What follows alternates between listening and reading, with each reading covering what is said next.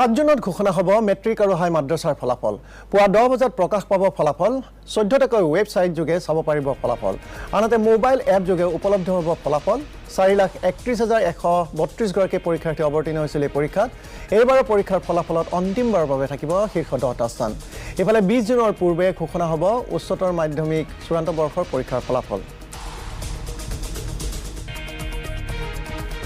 7 তাৰিখে মেট্ৰিক পৰীক্ষাৰ ৰিজাল্ট দিব, কিন্তু এইবাৰ আপোনালোকে জানে যে কোভিডৰ পৰিস্থিতিৰ পৰিপ্ৰেক্ষিতত ছাত্ৰ ছাত্ৰীসকলে বহুত বেছি প্ৰিপাৰেশ্যন কৰিব পৰা নাছিলে। গতিকে মই ভাবোঁ যে ৰিজাল্টটো অন্তত এনেকুৱা হওক, ভগৱানৰ ওচৰত কামনা কৰিম যাতে আমাৰ ল'ৰা ছোৱালীখিনিৰ আগৰ তুলনাত ৰিজাল্টটো যাতে বেয়া নহয়। এইবাৰ বহুত প্ৰত্যাহ্বানৰ মাজেৰে মেট্ৰিক হায়াৰ ছেকেণ্ডেৰী হৈছিলে। অহা 7 জুনত আমি হাইস্কুল শিক্ষান্ত পৰীক্ষা আৰু অসম হাই মাদ্ৰাছা পৰীক্ষা 2022 চনৰ আমি ফলাফল ঘোষণা কৰাৰ কাৰণে ইতিমধ্যে সম্পূৰ্ণ যোগাযোগ যিখিনি কৰিব লগা আছিল কৰা হৈছে।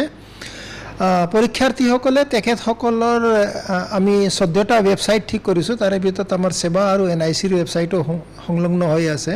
সেই ৱেবছাইটত তেখেতসকলে গৈ নিজৰ ৰোল নম্বৰ যদি দিয়ে তেতিয়াহ'লে তেওঁৰ মাৰ্কশ্বিটটো সম্পূৰ্ণ মাৰ্কশ্বিট পাই যাব।